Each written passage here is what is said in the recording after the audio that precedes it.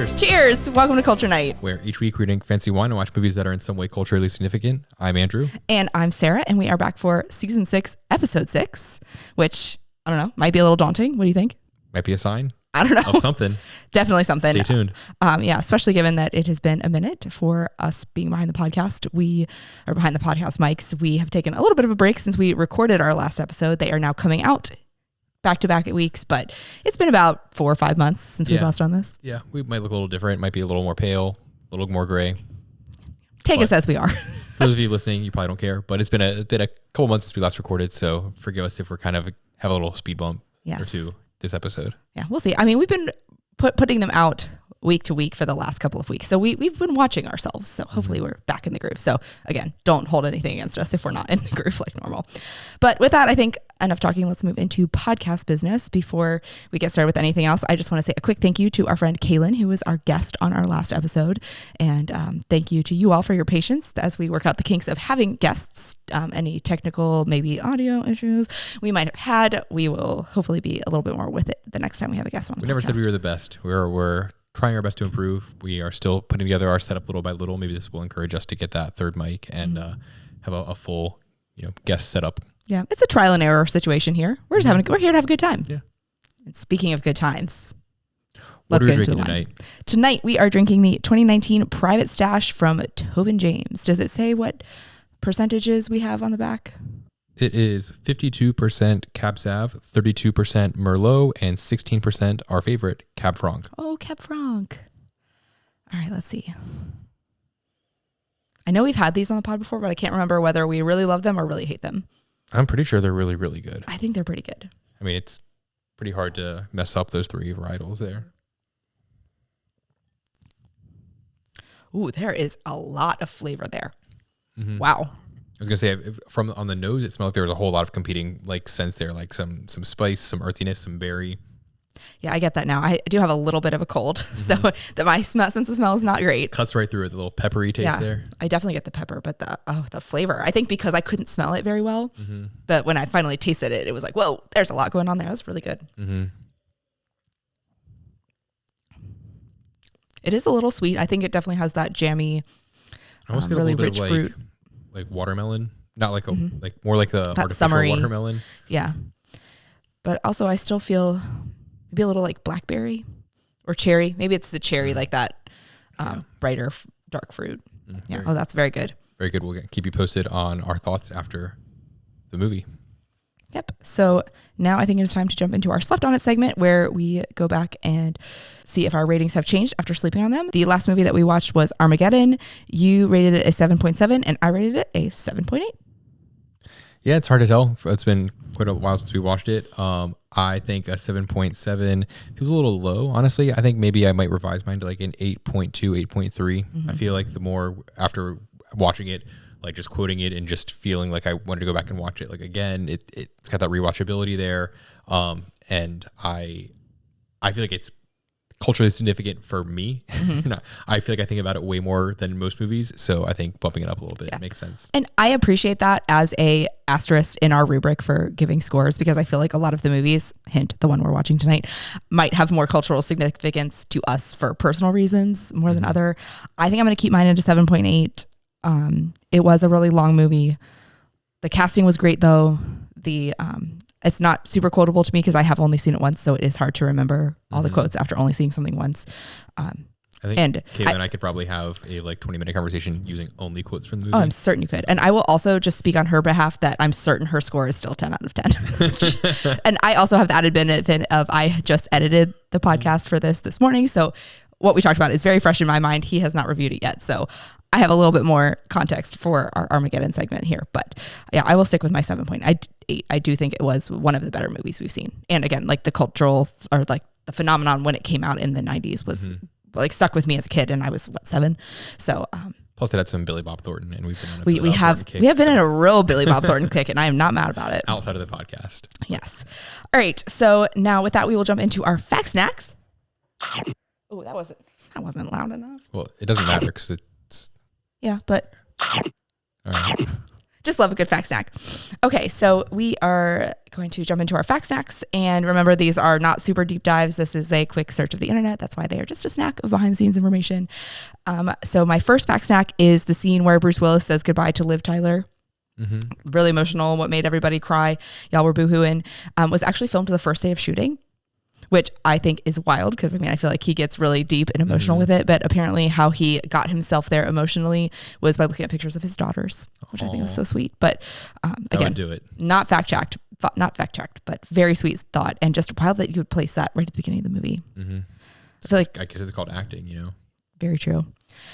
All right. My next fact snack is that Ben Affleck almost passed out from lack of oxygen in one of the spacesuits. They had put a newer spacesuit in towards the end of the movie. And there was a lot of the spacesuit cost $1 million to make. And I think there was some lighting changes or something they had to do with it. And he had the helmet on and everything on, and it had cut off the oxygen, and he almost passed out from wearing the spacesuits. So, sometimes you only know trial by fire, I guess. Why do they have to make them actually airtight? Right? They weren't actually going to space, right? As far as I know. Yep. So apparently, I guess there's a reason why actors have stunt doubles and stuff. Because he wasn't as good at acting as Bruce Willis. He had to kind of actually fully get immersed in it. True. Really method. Okay, and then my next note is about Michael Bay. We did talk a little bit about him in the previous podcast and just his style of directing. And I think Kaylin also had a comment that this I found in the notes that I was looking at was that Ben Affleck was trying to say oh, well, why don't you just do this? And he was immediately told shut down by Michael Bay. And I did see that confirmed, not just from her, but on the internet. So she at least was confirmed by some website on the internet. He's a guy who knows how he's going to make the movie and isn't going to take input. And apparently along those same lines, he and Bruce Willis did not get along, and Bruce Willis swore he would never work with him again. There was apparently Michael Bay did a lot of yelling on set. So I believe that. That doesn't make for a very fun work environment, I'm sure.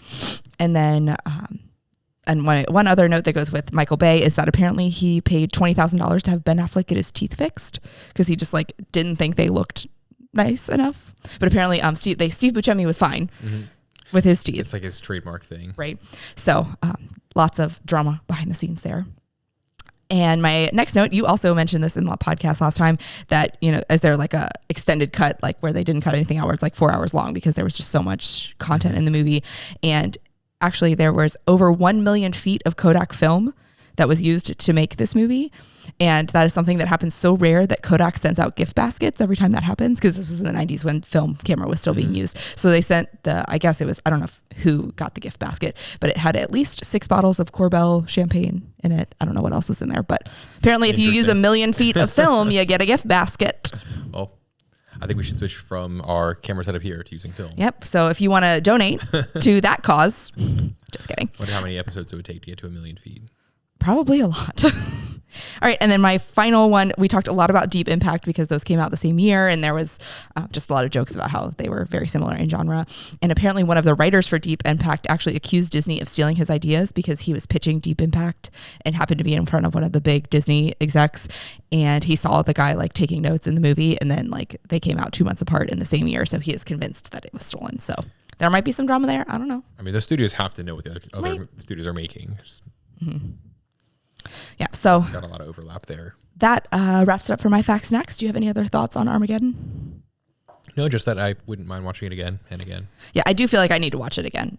Maybe, I mean, we got a lot of stuff coming up, but maybe sometime this summer, just a rewatch on a random night. First time you watch it through, you kind of, following the story. Next time through, you kind of following the characters. The third time through, you're just loving the vibe. Yes, so we will definitely be watching it again soon.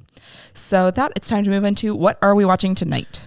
Tonight we are watching Lost in Space from 1998. It is rated PG-13. So let's hop into our time machine back to 1998, where the top 3 movies released that year were Titanic, grossing $488 million, Armageddon, grossing $201 million, and Saving Private Ryan, grossing $190 million. Yes, this is from the exact same year as last week. So Lost in Space was all the way down at 27th, grossing only $69 million. Top 3 songs released that year were the same: Too Close by Next, The Boy Is Mine by Brandy and Monica, and You're Still the One by Shania Twain. Shania, still great. Kind of a robbery that You're Still the One was not number 1 there. Right? It's still number 1 in my heart. So, have you seen Lost in Space before? Yes, so many times. I don't think I have. Ooh, that's very rare. I feel like this would have been in an era where you would have like Right, wanted to see some kind of like sci-fi That's space why movies. I say I don't think I have.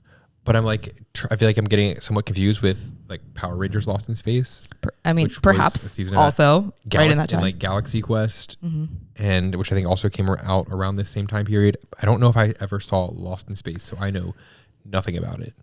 So I won't give anything away, but I will tell just like a quick little backstory about me in this movie. So I think I talked about this with one of the other movies, maybe The Matrix. When we first got our first like DVD player, we got to pick like the deal from Best Buy or Circuit City or wherever we got it from was that we got to pick out like 12 DVDs that came with it, or 10. Like there was an amount of DVDs and there was a catalog you could pick from. And I did not pick this. I assume my parents did. But this was one of our like free DVDs. And I don't know why, because this was so not my 1998 vibe, but I was obsessed with this movie. I have seen it so many times. I'm sure I'll be able to quote it once it's on. I haven't seen it in a long time. But I will say, I don't think it was very critically acclaimed. Just didn't have a lot of positive reviews, but. So I wish you hadn't told me that, because I was going to make my prediction. I was going to guess that this is also like some like really bad comedy or something, because I feel like a lot of the movies that you loved were like Spaceballs and like Austin Powers and like just like crude comedies. But I was also going to guess that this was more closer to like a As Seen on TV or like a DCOM, because I feel like that was also your vibe. I mean, DCOM was definitely my vibe. Sometime when we can get our lives together enough to do this podcast more regularly, we will have a DCOM season, because I'm psyched for that. But I can tell you it's not a DCOM. Well, I'm still going to go ahead with my guess that this is a comedy movie where some mad scientist is coming up with a plan to go out into space, and like some sort of like cat gets on board and accidentally presses the wrong buttons and sends them way off into space. And it's just a whole comedy of errors of them trying to find their way back to Earth. I really wish I was as good at guessing movies as you. Just like, I mean, I got it right. So you're just like so creative. And when I'm on the spot, my brain is like absolutely nothing, just a white void. So this is what I'm expecting. We'll see if it's at all right. yes. So with that, we will check out Lost in Space. Catch ya in the next one. Not in the next one. Catch ya after the movie.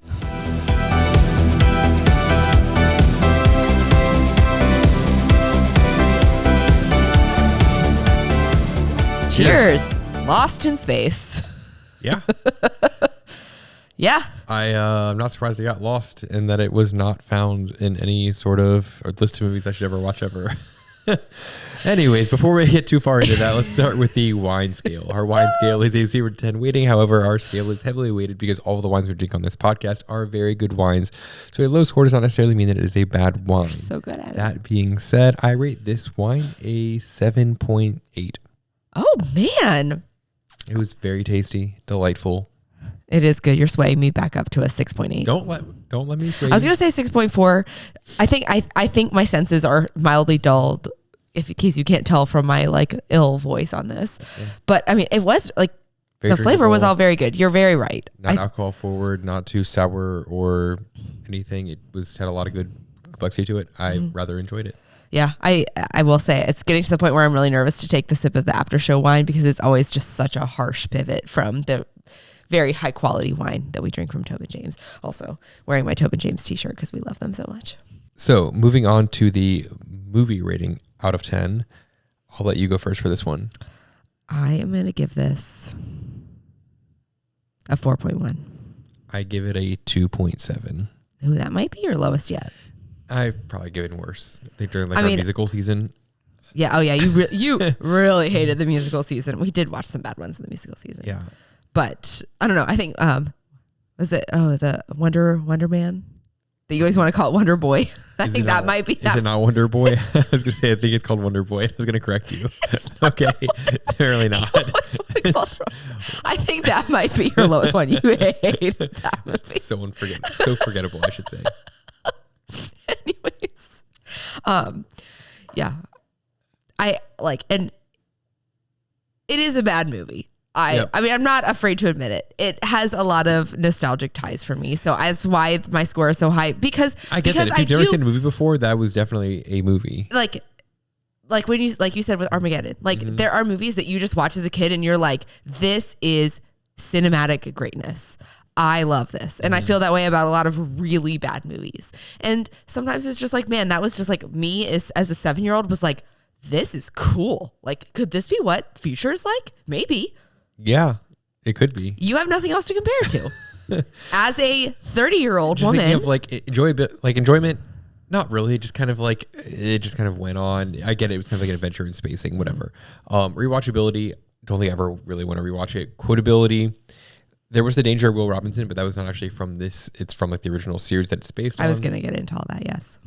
And for the overall cultural significance, like, It's not. Yeah. I mean, significant it to has you, a pretty good cast of people Yeah. for being as bad as it is. Like I saw Gary Oldman and I was like, maybe he can carry this whole thing on his shoulders. And he tried. He really did try. Good God, he tried, but it just was not.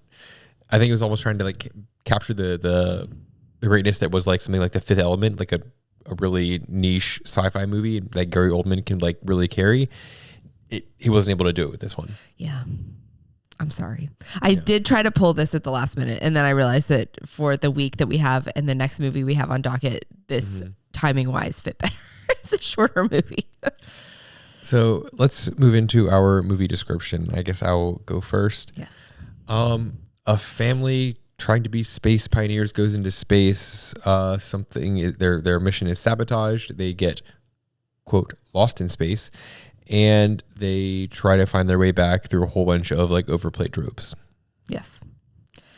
Okay, the description according to the TV.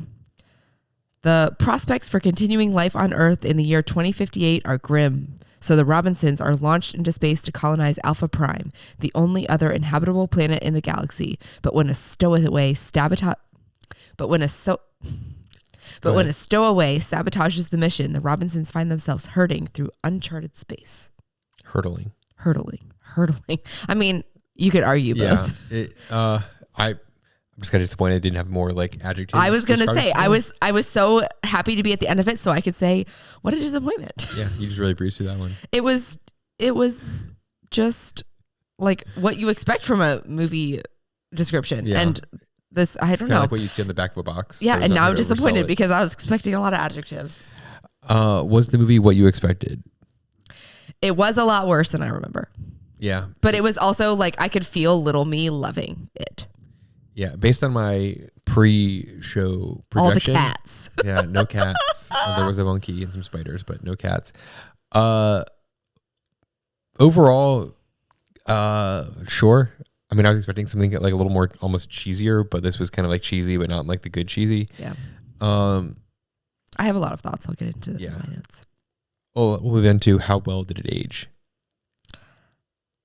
Terrible. The CGI was horrible. Absolutely awful. And also, I mean, I talk about this in my my notes, but I really love that they were talking about like the whole like crisis of the ozone layer. Yeah. Which is something like was really big in the late 90s. Like just, the ozone layer was going to like just be gone tomorrow if we didn't stop using spray paint or something. And now like the hole is basically like healed. We fixed that, whatever. But that was like the big driving force. I'm like, this feels so incredibly 90s. Inconvenient truth. Is that what it was? Wasn't that what his whole so. Yeah, Al Gore thing was about? The premise of it didn't. I mean, I will say like the technology of how the movie was made doesn't age well. But like, could you make the same movie now? Yes, because they did in 2018 on Netflix, apparently. And so they like, still make this kind of movie today, like for general space things. A lot of the themes you see are just. It's not like a Blazing Saddles where you're like, oh, this is some really crossing the line stuff. This was just like the CGI was bad. The writing could have been a lot better. Like this was bad in the way that like the CGI was distracting. It was just objectively not good, not well done, and just but not like socially bad. Like if they spent half the money they did on CGI on practical effects, it would have been much better. Truly, the biggest takeaway I'm getting from this podcast is that practical effects are almost always the way to go. Right. Even now in 2025. Could the movie be made today? Well, as you mentioned, they did. Yeah, they're remaking it. I don't know if it's a movie or it came out in 2018. I don't know if it's a movie or a series. I didn't read all the details in it, but it has been made, and this was also a remake. He's loosely mentioned it, but it is based on a TV show that came out in I believe it was the 50s. I don't. It's 50s, 60s. 60s. I think it was I like, couldn't came out tell in whether the it started 60s at the end of the 50s and went into the 60s. It was on for a long time, and there was a minute I knew it was based on something. Like I knew that going into watching this the first time as a kid, so I was like, oh wait, is it based on a movie? We should probably watch the original movie versus this. But then I realized it was a TV show, and that's not what this is about. The actor that played the original Will Robinson in the show cameoed in the show twice, apparently according to Wikipedia. In the 2018 show. Yeah, but not in this, which is kind of telling of being like no one really wanted to be associated with it. Yeah. But then that show was also based off of the Swiss Family Robinson. Right. So it's like based on a kind of thing. So they're trying to be culturally significant. It just didn't really work out. Yeah. And they tried to get actors of the time. Mm-hmm. Matt LeBlanc. Yeah. Gary Oldman, who's just like a chameleon. Yeah. But also Matt LeBlanc was in his prime in 1998. I mean, he was thriving. Just more so in Friends. Not on my this. notes. Yeah, same. Did they say the title of the movie in the movie? They tried. Almost. Like there was we are in several space, lost. There were several occasions where they really tried to say it, but they couldn't. What if we get lost while we're in space? Like type of thing where it's like so close, but didn't quite say the title, but like we got it. Yep. Almost there. But it was not the full satisfying. Right. So we did answer it. is no ding there. But they had the dramatic, like what we expect of like Home Alone, which is the one we always reference, that like they had that like dramatic emphasis every time they'd get close and we're like, oh my God, they're going to say it. No, never mind. They didn't say it. Yeah. Did the title fit the movie? Yeah. I mean, they were lost in space. Yeah. And also like a remake of a show by the same name. I mean, could call it something like a Space Odyssey. I don't know. A Space Family Robinson, Swiss Family Robinson. Ooh, I think Space Family Robinson way better. Cancel Lost in Space. We're now the Space Family Robinson. Hey, Hollywood, hit me up. Does the rating fit the movie? PG-13. Yes, I have officially added that into our questionnaire because we always forget to talk about it. I think it fits. Yes, I think another one we need to add is it's a Christmas movie. Yeah. I thought about it, but I knew this one wouldn't it. fall in that category, but I did because I was editing that. I was like, do I add that in there? Yeah, that and then Who Are the Best Boys? But this was not a Christmas movie, and I saw no references to Christmas in this one, unfortunately. Were there any actors that went on to do bigger things? Yes. I would say this was very early on in Lacey Chabert. Sure. Well, I'm sorry, I don't know how to say her last name, but she has been in a lot of stuff. And somebody was Googling in the middle of the middle I was trying of to the see movie. like what I knew her from. You're not supposed to do that. I know her, and I was like so excited to lay all this stuff on you, and you're like, oh my God, and I'm like, stop Googling her. But she was in Mean Girls. She was Gretchen Wieners. She was Eliza Thornberry on The Wild That was the one that Thornberries. like really clicked for me. I was like, she's a really weird voice, and it almost felt like it was like CGI. I honestly think this movie is what got her Wild Thornberries, because she is like, I feel like this is just like what Eliza's voice sounds like, really nasally, because she doesn't really sound that nasally in Mean Girls, or she's also in Hot Frosty, if anybody watched that this past Christmas. Terrible movie. Don't watch it. Don't watch it. I did love how she also it was probably worse than this. I did love how she also had a monkey sidekick in just this like movie as well. Eliza Thornberry. / like almost humanoid, like it said some words too, like very weird, but she was also kind of like the mean older sister, like Debbie, unlike Eliza. True. But she also had a vlog on her little watch, like the Wild Thornberries. If you haven't watched the Wild Thornberries lately, I watched an episode with our daughter recently, and it was like mind blowing because they were basically travel YouTubers before that was a thing. And I was sitting there watching it with our kids like, oh my God, what is happening? Isn't the dad voiced by like Hugh Laurie or something? Oh, it might be. Who's he? I looked it up when we watched it, but I can't remember who's the voice. Thornberries. No, it's Tim Curry. That's who it is. I was like, it's someone big. Yeah, Tim Curry was that. And just a side note for anybody who's following this, I was obsessed with the Wild Thornberries. Like we all were. We did like my family and I did a lot of road trips. I did not have a mean older sister or a talking monkey who could talk to me. Our magical powers. Brother. But I just was like, we are driving around. We are the Wild Thornberries. I want to be this family. It was like literally all I wanted out of life was this. So you also did want to be around animals. Like I can imagine you laying around in the jungle with snakes. Oh, hard out. If I could talk to them, maybe. But I can't talk to them. So we digress on the Wild Thornberries. But if you haven't watched it in a while, it is an experience. Anyways, other actors, Gary Oldman, I would say did better things than this. Anything he did after this was better than this. But he was probably in stuff before this He too. was very much in like middle of his career there. Matt LeBlanc was mid Friends. Yeah, I would say he did things mostly better before this, but also there were Friends after that. He's just notorious at that point. Yep. And yeah, she was the only one. I feel like this was like the very beginning of her career. Heather Graham. Oh yes, this was also beginning of her career too. Bunch of other movies. What impact do you think the movie had on pop culture? I think it was a part of the Swiss Family Robinson Lost in Space thing, but other than that, Seemed pretty forgettable. It was 27th, and I don't think of it as much as a cult classic or anything. No. Do you feel culture after watching it? Only because of the Danger Will Robinson that I've like heard throughout my like tech career, but never actually went back to see what it's from. It's kind of like a meme at this point. So yeah, it was not as quotable as I remember. Mm-hmm.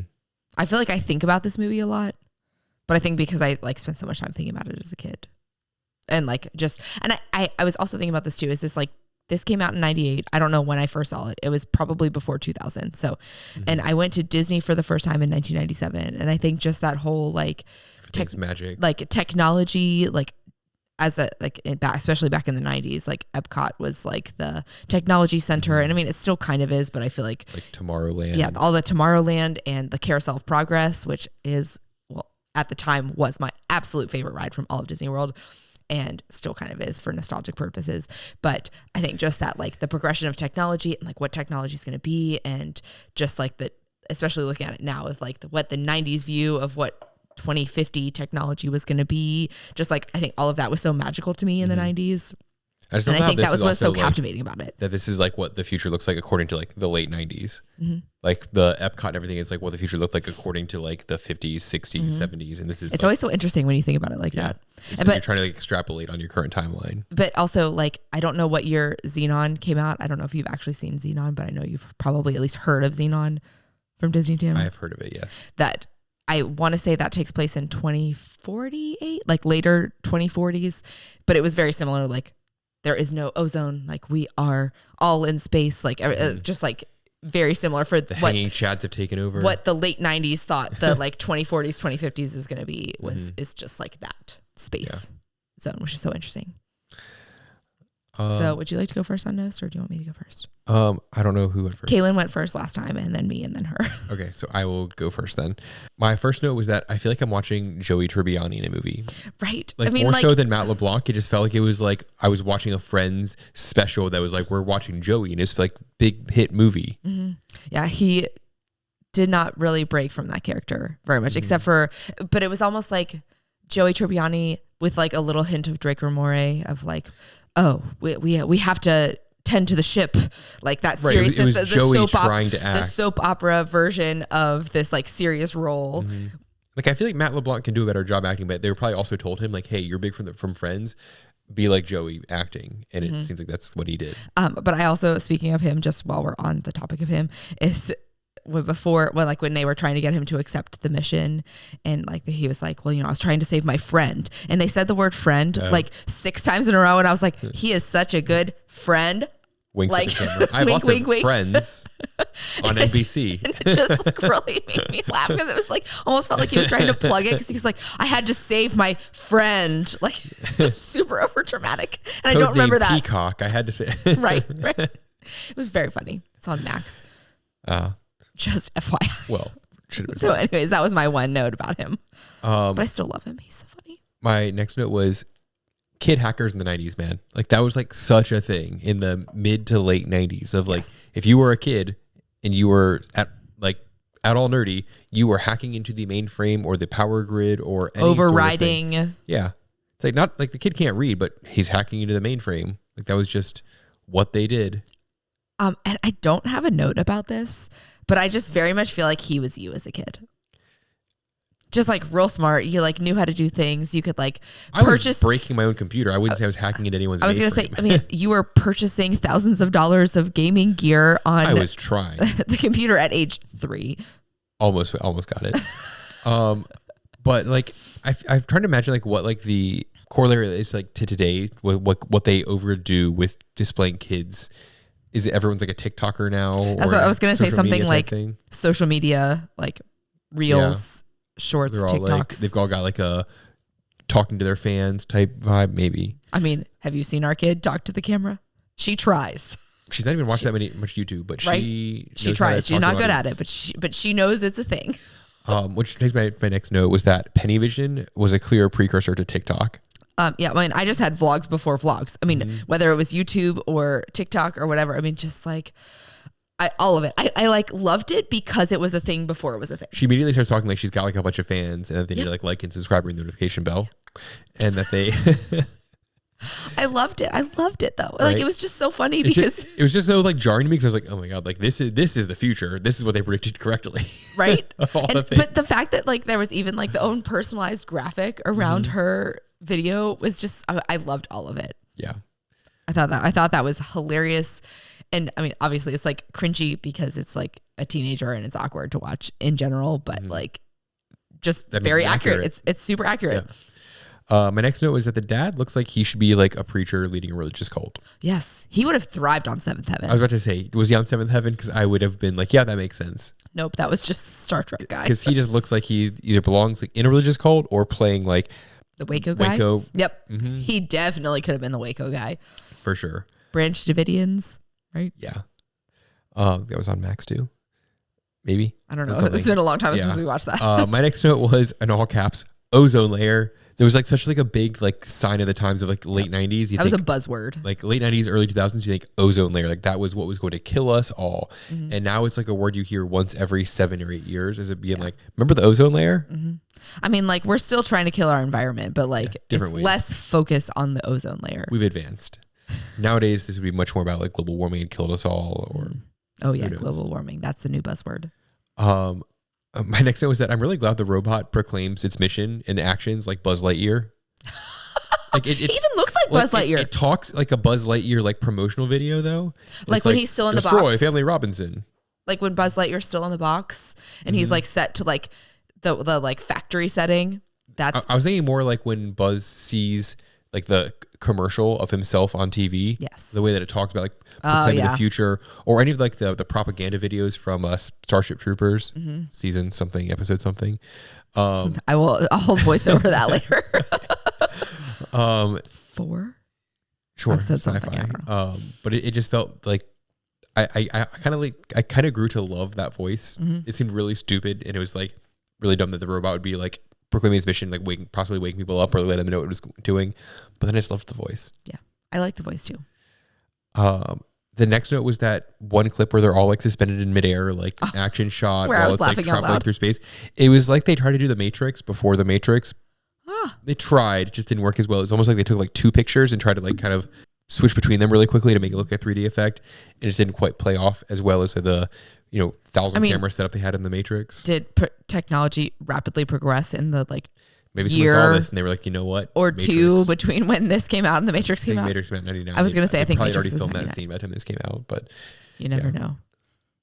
And my last note was that this was clearly like the latent alien life on a ghost ship like trope that they have with like, I feel like I've seen so many sci-fi alien movies where they're like, that's weird. We found this weird ship. It looks like it's abandoned. Let's all like board it and walk through it. Just like Power Rangers Turbo. There's some weird things I see. Oh my gosh, they're waking up. Like it just seems such a. It's exactly the plot of Power Rangers Turbo. That's probably where they got it from. No, I think 100%. it's like so many of the sci-fi movies like just overplayed it. I feel like it was even still not original in its time. Yeah. I mean, you definitely saw it coming, especially because the second the doctor was like making eyes with the nests. That's where it's like been clearly abandoned. Here's some weird thing growing there. And There's like, no yeah, sign whatever. of life here. You We'll keep trust walking. that? Yeah. Yeah. So that was my last note. All right. So I will go ahead and hop into my notes. My first note is 2058, just like making an actual reference of the year that it takes place in. It's just wild. I didn't note any money during any of these, so I couldn't really do any comparisons. I know, to that's what my money would have favorite. compared to, or That's my favorite thing for you to like latch. I love that the second there's any sort of like financial reference, I mean, like it's like within like a millisecond, your phone is out and you are calculating. It's my favorite thing. Unfortunately, there is none of that today, but it is important, I think, to especially with these ones that project into the future and just realizing like how close we are getting to some of these times. Or can be a pretty lame future, I think, Right. compared to what people in the 60s, 70s, 80s, and 90s thought we would be. Unfortunately. I mean, but also like what the 70s thought we were going to be now. Mm-hmm. Yikes. Okay, my next note is the cast. I mean, it is a pretty like interesting cast of people for how not great the movie is. Especially like I forgot Gary Oldman was in it. And I think they must have like blown Heather their budget Graham. on Gary Oldman and then been like, well, our CGI is going to be done by a couple toddlers. I don't know. I think they probably blew the budget on Matt LeBlanc in 1998. True. Like, true. I mean, he was the man. I mean, especially how you doing? Like we all were waiting for him to say it when he tries to hit on Heather Graham. We all were waiting for it. Okay, my next note was vlogs before vlogs. I mean, she was definitely. I mean, if you need a hook on YouTube, go freeze your body for 10 years in space and then have people wait 10 years. They're gonna want to know how you ended up. Some hell of a content for sure. Okay, and then my next note is new pilot at the last second. This feels familiar, just like Apollo 13. Obviously, that was based on real events, but like, oh, he has the flu. Obviously, it turns out that guy got murdered. But he even said there was the flu, and I'm like, that's kind of weird. And then like, turns out he was dead. But yeah, just it was. I was like, this feels kind of familiar. My next note: Earth's resources are limited, which is like. Feels so kind of sci-fi. Yeah, like a very like much a sci-fi trope of like, but like also like how are we taking care of our Earth now? Like global warming. It's not really much better 30 years later after this movie came out. Oh, my next note: 10 years of sleep, frozen in a spaceship. Does that not sound so great? I'd be so well rested. I'd wake up and I would just You'd wake up blonde. Yep, I'd wake up bleach blonde, like my old blonde self. I'd be doing like cartwheels and somersaults and just feeling so great. I just, as soon as they said that, like it went over my head the first time they said it. And then I was like, wait a second, 10 years of sleep? Sign me up. I'd wake up and I'd be like Willy Wonka, where he looks like he's kind of like stiff for a second, then all of a sudden like does a flip and he's suddenly like a spry young chicken again. That'd be exactly me. Yeah.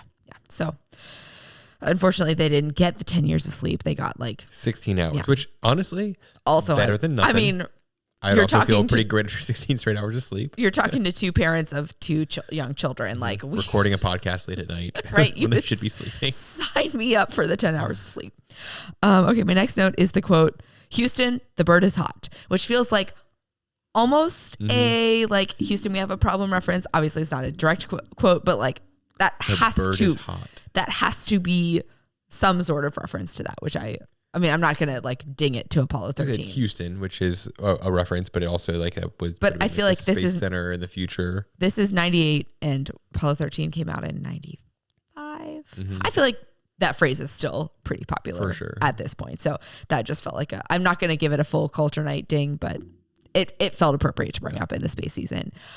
My next note is I feel like this movie is the definition of science fiction, where it's like we have some.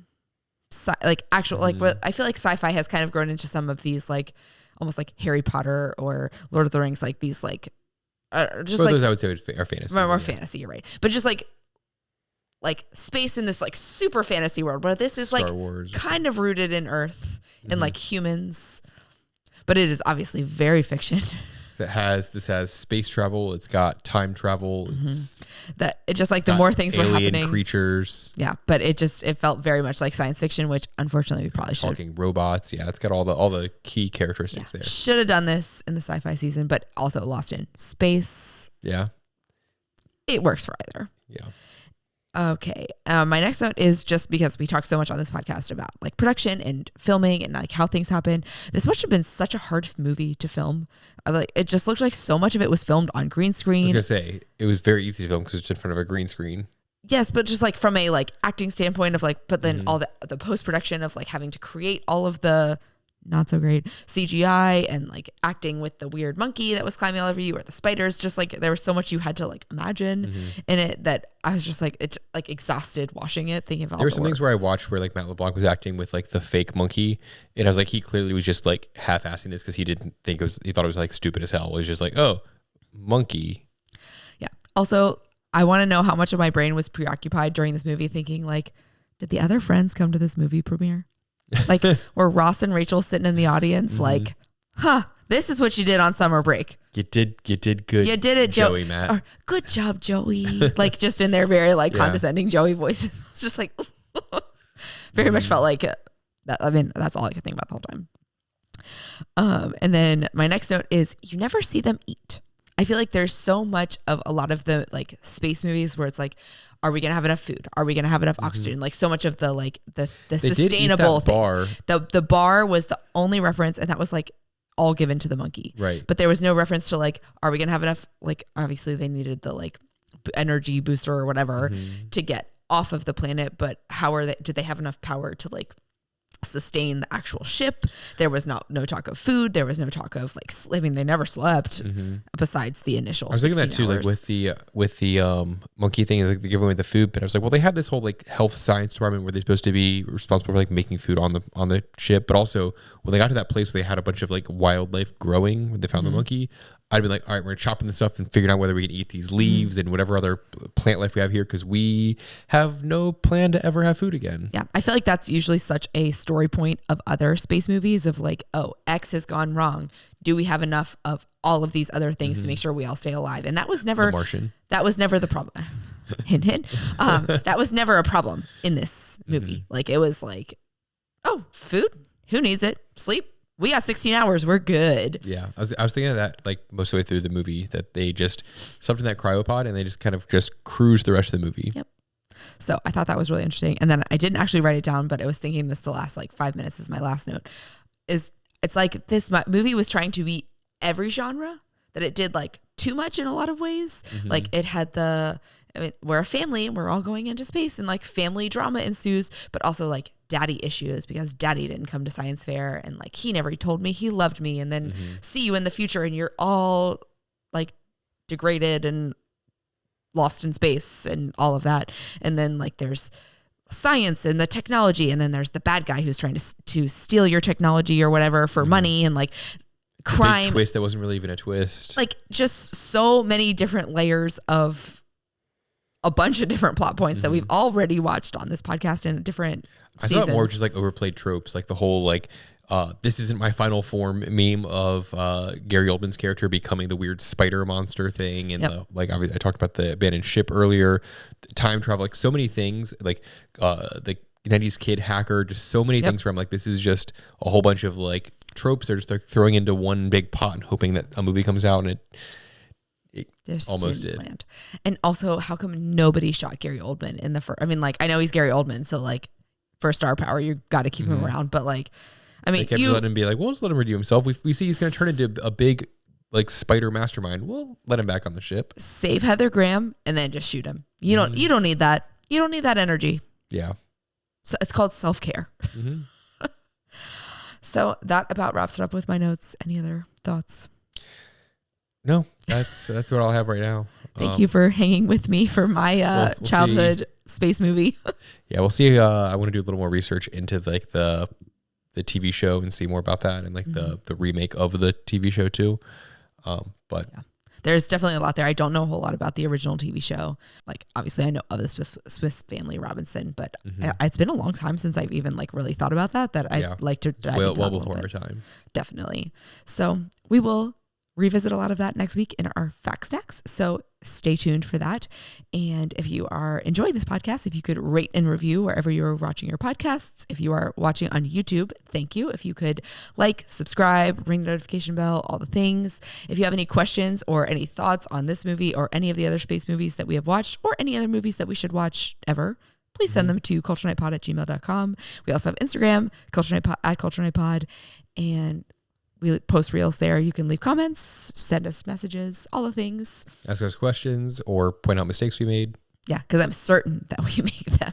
But we appreciate you all being here for this movie journey for us. So thanks again for watching, and we will catch you in the next one. Cheers. Cheers.